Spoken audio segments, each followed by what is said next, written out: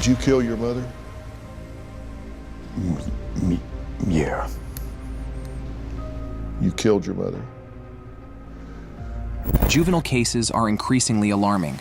More than 2,000 young people under the age of 17 have been sentenced to life in prison without the chance of parole after being tried as adults. These cases are so disturbing it makes you wonder, what leads young people to take such extreme actions?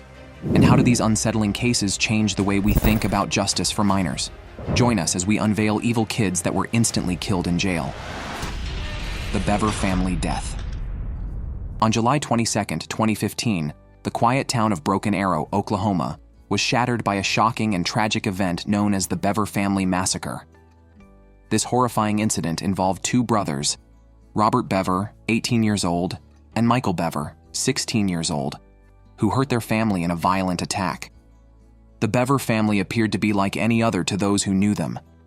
Parents, David and April, along with their 7 children, seemed to live a normal life.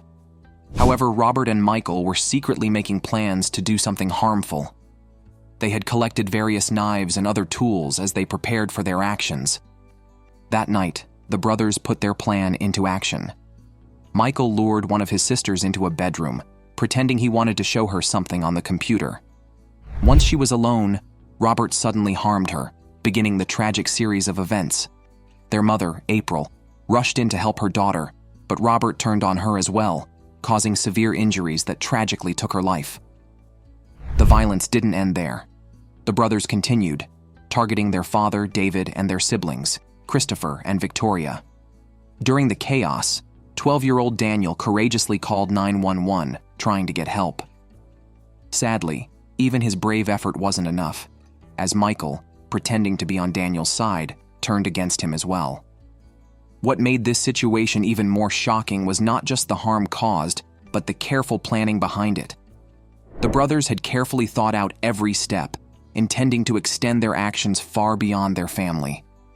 Their goal was to reach a number of victims higher than other well-known cases, showing a disturbing desire for attention and recognition. Remarkably, 2 family members survived the attack. Crystal Bever, the first to be hurt, managed to stay alive by pretending she was no longer moving. Her quick thinking and ability to stay still, even as she heard her siblings in danger, saved her life. The youngest Bever sibling, a 2-year-old girl, was also unharmed, as she remained upstairs in her room during the entire event. When the police arrived, they were met with a deeply disturbing scene. Blood was found on the porch, and inside, they discovered Crystal with serious injuries. Tragically, the rest of the family had lost their lives, and the level of harm was clear from the wounds they suffered. Various knives, hatchets, and other sharp tools were found at the scene, along with protective gear and electronic devices.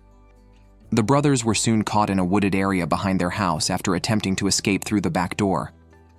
A flash drive found in their home contained detailed plans for their crime, including their intention to create 2 videos, one for investigators and another to post online.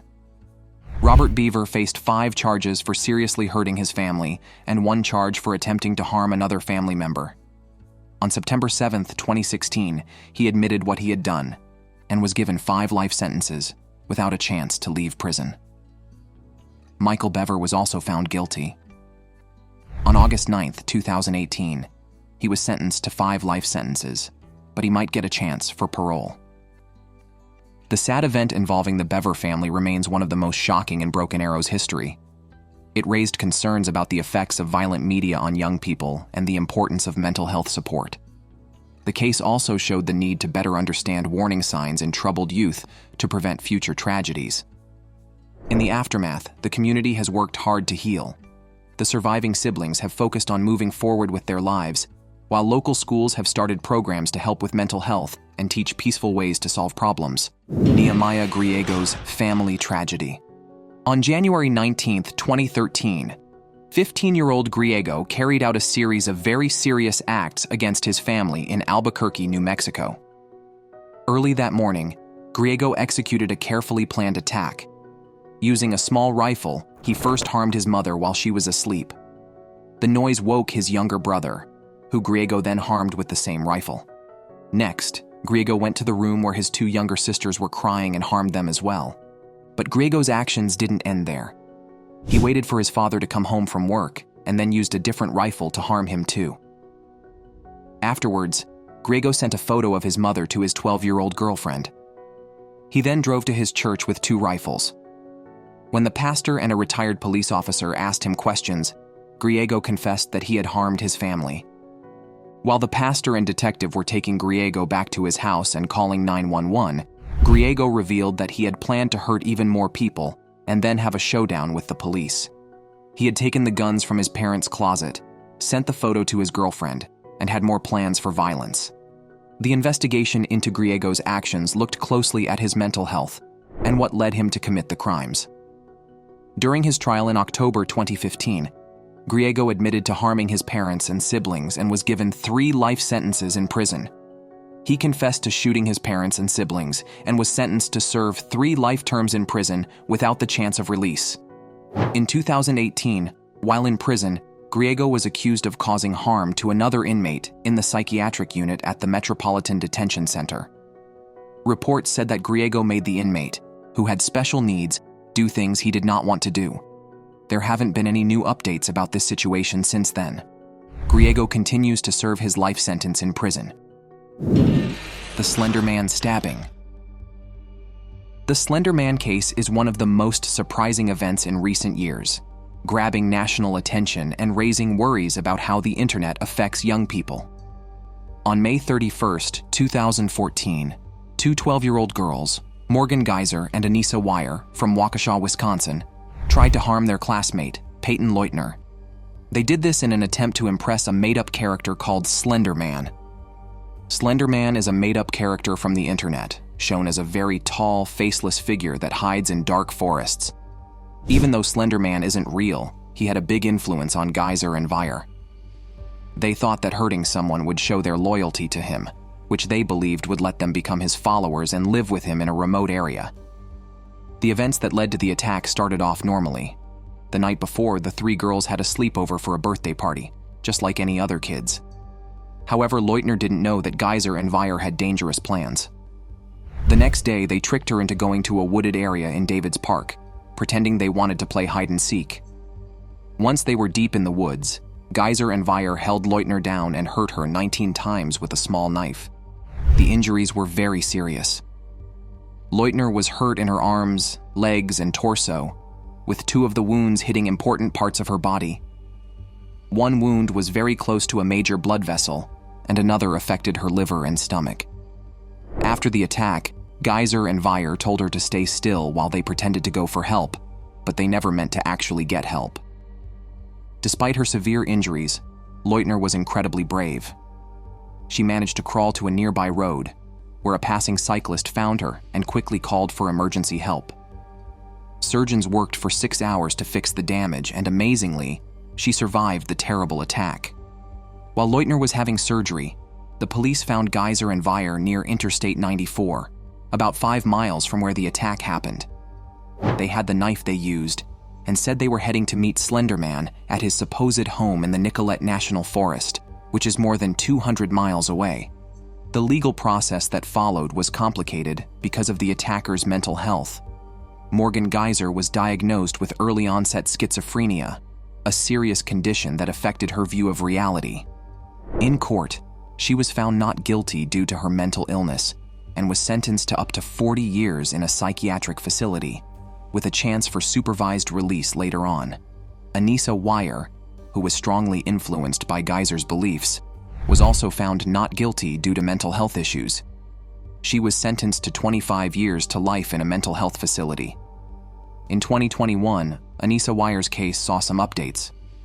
After spending time in a mental health facility and receiving treatment, she was released under strict conditions. These included constant GPS tracking and limits on her internet use. Her movements were restricted, and she needed permission to leave Waukesha County. By 2023, the court removed her GPS monitoring, but she is still closely supervised. She must continue taking psychiatric medication and attend counseling regularly while living with her father. In January 2024, Morgan Geyser asked to be released from psychiatric care again, after a previous request in 2022. However, in April 2024, a judge turned down her request, citing worries about her mental health and the possible risk she might pose to others. This case is a stark reminder of how fictional stories can sometimes seem real to those who are struggling, leading to tragic consequences. It also emphasizes the need to address mental health issues early, especially in young people, to help prevent such serious situations from happening in the future. James Fairweather's multiple death. In 2014, the peaceful town of Colchester, Essex, in the United Kingdom, was deeply disturbed by a series of shocking incidents. James Fairweather, who was just 15 years old, became one of Britain's youngest serial offenders. His actions caused widespread fear and brought up serious concerns about violence among young people. Fairweather's interest in famous criminals led him down a troubling path. He was especially fixated on Peter Sutcliffe, the Yorkshire Ripper, who had committed terrible crimes between 1975 and 1980. Fairweather's room was decorated with pictures and documentaries about Sutcliffe, and he also had information about other notorious figures like Kenneth Erskine, Ted Bundy, and Steve Wright. James Fairweather's obsession with famous criminals led him down a dangerous path. He wanted to copy their actions and planned to commit his own crimes. His first victim was James Atfield, a 33-year-old man who had trouble walking due to an old accident. On March 29, 2014, Fairweather found Atfield resting on the grass in Castle Park after a night out. The attack was shockingly brutal. Fairweather hurt Atfield 102 times, showing a level of violence that stunned even experienced investigators. Atfield had wounds on his arms and hands, showing he was trying to protect himself and was awake during some of the attack. For more than a year, Fairweather was able to avoid getting caught, causing a lot of fear in the community. Then, on June 13, 2014, he attacked again. His second victim was Nahid Al-Manea, a 31-year-old student from Saudi Arabia who was studying at the University of Essex. Fairweather hurt Al-Manea 16 times, hurting her in various parts of her body, including her head, neck, and arms. In a disturbing detail, Fairweather hurt Al-Manea in the eyes, which he later explained by saying he wanted to make sure she could see no evil. This unsettling action added to the alarm felt by both the authorities and the community. The case took a turn on May 27, 2015, when a watchful dog walker noticed Fairweather behaving strangely in the same area where the earlier attacks had happened. The police were alerted and discovered Fairweather with rubber gloves and a knife. This prompt action by a community member likely stopped another tragedy from happening. When Fairweather was arrested and questioned, it became clear just how severe his issues were. He told doctors that he heard voices telling him to do terrible things, like hurting babies and attacking weak people. These alarming revelations showed just how serious his mental health problems were and how much of a risk he was to others. The trial of James Fairweather stunned the entire country. As the jury decided on his guilt after 8 hours of discussion, Fairweather remained completely unemotional. On April 29, 2016, he was sentenced to life in prison, with a minimum of 27 years before he could be considered for release. After the crimes committed by James Fairweather, Colchester took several steps to enhance community safety. These measures included more police patrols, better lighting in public spaces, and expanded mental health services for young people. Local schools also introduced programs to help identify and support students who might be showing signs of mental health problems or violent behavior. The families of James Atfield and Nahid Al-Manea have been dedicated to honoring their loved ones. They have worked to raise awareness about random violence and the importance of staying alert in the community. Each year, memorial events are held in Colchester to remember those who were lost and to continue encouraging efforts to keep the community safe. The death of Colleen Ritzer. On October 23, 2013, a shocking event took place at Danvers High School in Massachusetts. Philip Chisholm, a 14-year-old freshman, committed a deeply troubling crime against his math teacher, Colleen Ritzer. This case shocked the community and sparked concerns about youth violence and school safety. Colleen Ritzer, who was 24 years old, was known for her commitment to teaching and her kindness toward students. On that day, She had asked Philip Chisholm to stay after school for extra help with math. Unfortunately, this kind gesture would lead to a tragic outcome. Surveillance cameras captured the events leading up to the tragic incident. Ritzer was seen going to a school bathroom, and shortly after, Chisholm followed her while wearing gloves and a hood. What happened next was a violent act that took Ritzer's life. After the incident, Chisholm's actions were equally troubling. He was seen on camera changing his clothes several times and moving Ritzer's body into a recycling bin. He then left the school, used Ritzer's credit card to buy a movie ticket, and was later found walking along a highway, where he was taken into custody. The investigation into the crime revealed unsettling details. Police discovered a box cutter, mask, gloves, and a hooded sweatshirt in Chisholm's backpack. Near Ritzer's body, they found a note that said, "I hate you all." This case shocked everyone, not just because of its violence, but also because of the young age of the person involved. It led to important conversations about mental health in teenagers, school safety, and how the justice system handles young people who commit serious crimes. In the legal proceedings that followed, Chisholm was tried as an adult, even though he was still very young. This decision sparked debates about whether young people should face adult charges for serious crimes. The trial revealed more about Chisholm's mental health and his planned actions. On February 26, 2016, Chisholm was sentenced to at least 40 years in prison. The judge's decision considered the seriousness of the crime and Chisholm's age at the time. Unfortunately, Chisholm's behavior continued to be a concern. In June 2014, while in a youth detention center, he attacked a staff member. This incident highlighted the difficulties of managing young offenders and keeping correctional staff safe. The case had a big impact on the Danvers community and beyond. It led to stronger security in schools and sparked discussions about helping troubled youth early on. Many schools started offering more training for teachers on spotting warning signs and improving communication among staff members. To honor Colleen Ritzer and continue her legacy, her family established the Colleen E. Ritzer Memorial Scholarship Fund. This fund supports graduating high school seniors who show a dedication to education and kindness, reflecting Ritzer's values and her commitment to encouraging students to pursue teaching careers. The case also led to discussions about the influence of social media and violent content on young people. Investigators discovered that Chisholm had been watching violent videos online, raising concerns about how such content might affect impressionable teens. As we remember this tragic event, it's important to think of Colleen Ritzer not just as a victim, but as a dedicated teacher who made a positive difference in her students' lives. Her passion for teaching and her kindness continue to inspire others in education. Nathan Potter's robbery and death. July 2009, in Milwaukee, Wisconsin, Nathan Potter, a student at the University of Wisconsin-Milwaukee, became a victim of a tragic crime that shocked the entire community. Shawnell Jackson and Derek Thomas, both 19 years old, were responsible for this awful act. What started as a simple robbery quickly turned into something much worse. On that night, Potter was heading back to his apartment in the River West neighborhood, completely unaware of the danger he was about to face. As Potter walked toward his apartment, Jackson and Thomas stopped him, demanding money.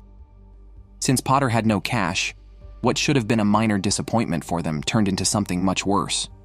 Jackson, who was carrying a handgun, shot Potter even though there was nothing to steal. The aftermath of the crime showed just how cold-hearted Jackson and Thomas were. After the shooting, instead of seeking help or feeling any remorse, they went to Thomas's home on N. Pierce Street and spent time playing video games, acting as if nothing had happened. Their lack of concern highlighted the seriousness of their actions. Police quickly arrested Jackson and Thomas the next month. During the investigation, Thomas shared what had happened, explaining that Jackson had shot Potter without any reason. This information was key in understanding the events of that night. During the trial, the true brutality of the crime became very clear. Jackson's behavior in court was especially shocking. He showed no remorse for what he had done. His smirks and lack of sympathy towards Potter's family only deepened the pain and anger of everyone involved.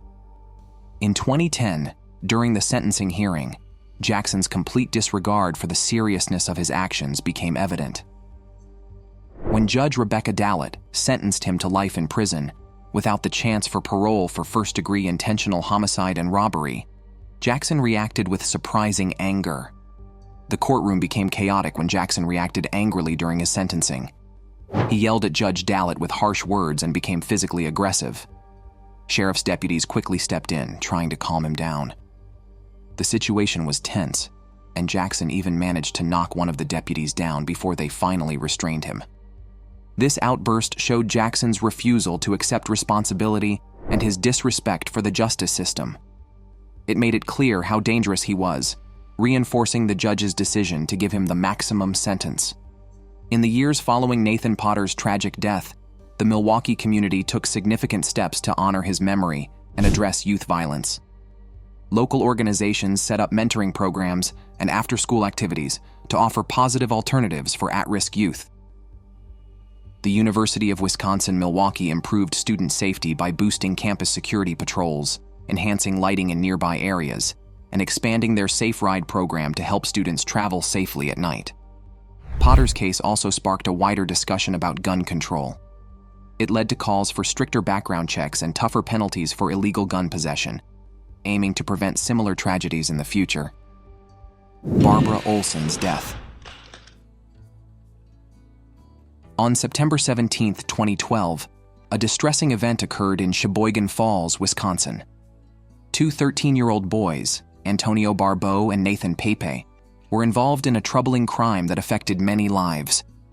The victim was Barbara Olsen, who was 78 years old, and also Barbeau's great-grandmother. The crime was particularly shocking due to the young age of the boys, their family connection, and the serious nature of the attack. Barbeau and Pap had a troubling motive. They thought Olsen might have money they could take. This wrong idea led to a series of events that ended in a tragic way. Armed with a hammer and a hatchet, the boys broke into Olsen's home. Their choice of weapons showed that they had planned their actions. Once inside, they attacked Olsen, striking her multiple times. The attack was extremely harsh. The medical examiner reported that Olsen received more than 18 blows to her head. This intense violence suggested that there were serious problems with the young attackers. After the attack, Barbeau and Payape tried to move Olsen's body to her car in the garage. When they found this too difficult, they left her in the garage, leaving a trail of blood from inside the home. Their attempt to hide what they had done was clumsy, revealing their lack of experience and understanding of the seriousness of their actions. The boys' actions following the crime were deeply troubling. They took just $155 and some jewelry from Olsen's home, a small amount compared to the seriousness of what they had done. They also took her car keys and drove her vehicle to a nearby bowling alley. To mislead investigators, they left the stolen jewelry in the unlocked car, hoping someone else would take it and be wrongly accused of the crime. 2 days after the murder, Barbara Olsen's daughter, Judy, found her mother's body. At first, she thought it might have been an accident, but soon she realized that something much worse had happened. The police acted quickly. Within 12 hours, they arrested Barbeau and Pop. They found important evidence in Barbeau's locker and Pop's home. Additionally, they discovered some of Barbara Olsen's belongings in a nearby storm drain, which helped connect the boys to the crime.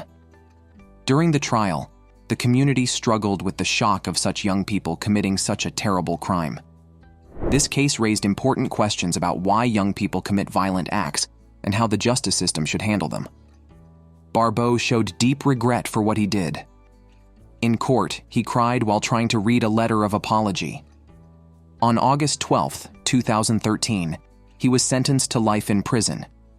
He could apply for parole after 36 years, which means he would be 50 years old before he might be released. After the tragedy, local schools started new programs to teach kids about empathy and how to handle conflicts better.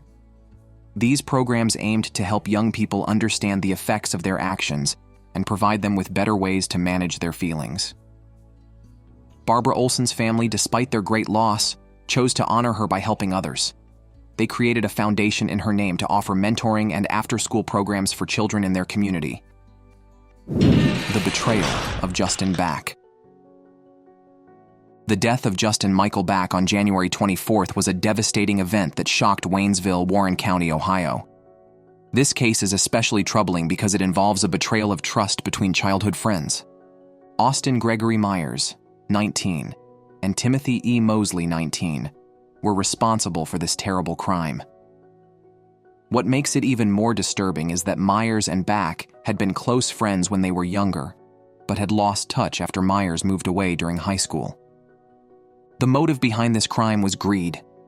Myers knew that Back's stepfather had $20,000 in a safe at home.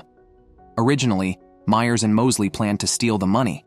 However, when they found out that Back had come home for the holidays, their plan took a much darker turn. Myers came up with a disturbing plan: take Back's life and make it seem like he had disappeared with the money. To get ready, Myers spent 2 days collecting items he thought would help hide evidence, including septic enzymes, ammonia, and septic tank cleaner. This careful preparation shows how planned and serious the crime was. On January 28, 2014, Myers and Mosley carried out their plan. They went to Back's home, where he greeted them without suspecting their intentions. The attack was sudden and violent. While Back was in the kitchen, Mosley tried to choke him from behind, and Myers helped by holding Back from the front. The struggle ended with Mosley hurting Back from behind 21 times with a pocket knife. The severity of the attack is hard to understand, especially given the previous friendship between Myers and Back. After the crime, Myers and Mosley searched for the safe and other valuables. They cleaned the crime scene to try to hide evidence. Then, they put Back's body and the stolen items in Mosley's car and drove them to a remote area. In a misguided attempt to destroy evidence, Myers poured chemicals over Back's body. The criminals then tried to open the safe, but were disappointed to find it only contained items of little value instead of the $20,000 they had hoped for. The crime was uncovered when Back's stepfather returned home and saw signs of a break-in and missing items. It was soon remembered that Myers had been seen in a car near the scene, leading to his connection with the case. When questioned by the police, Myers and Mosley initially denied any involvement. However, as the investigation continued, they eventually admitted to their roles. Mosley's statements also revealed that Myers had planned the crime. The court hearings that followed revealed the full scope of the crime's brutality. In an unexpected outcome, Mosley, who had used the knife, was given a life sentence without the possibility of parole as part of a plea agreement. Myers, who had planned the crime but did not use the weapon, was sentenced to death, becoming the youngest person on Ohio's death row at that time. The case led to discussions about stricter penalties for severe crimes in Ohio. A proposal called Justin's Law was introduced to increase the punishments for such offenses. Although Justin Back's death cannot be undone, his memory has sparked efforts to foster a safer and more caring community. Oxford High School shooting.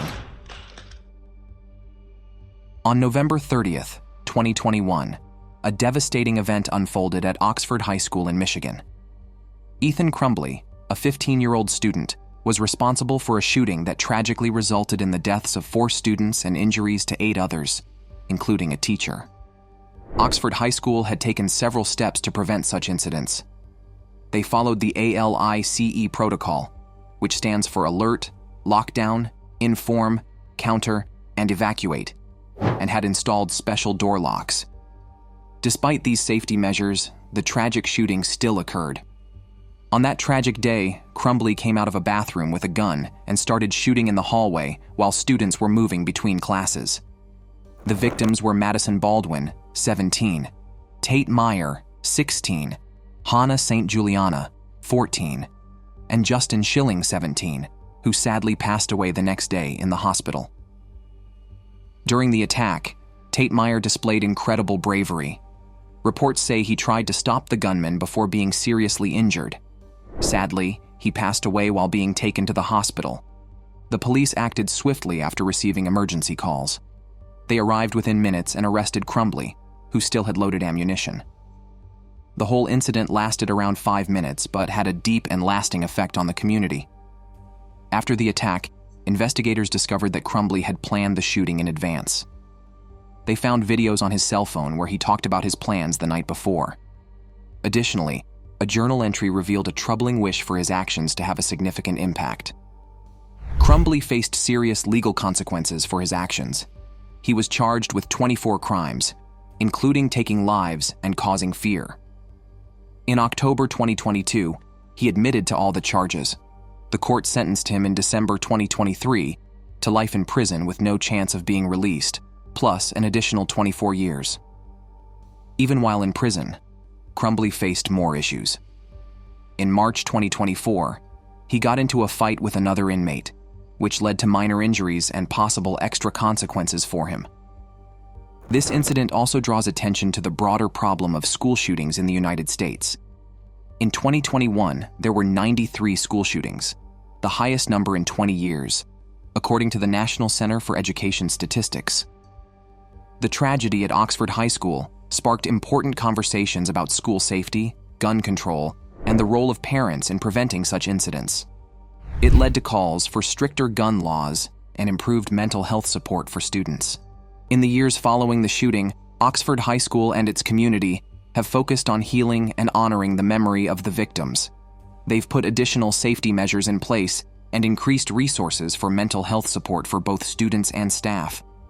These cases illustrate profound tragedies and the urgent need for improved safety measures and mental health support. They remind us of the critical importance of addressing underlying issues to prevent future violence. Thanks for watching. See you in our next video.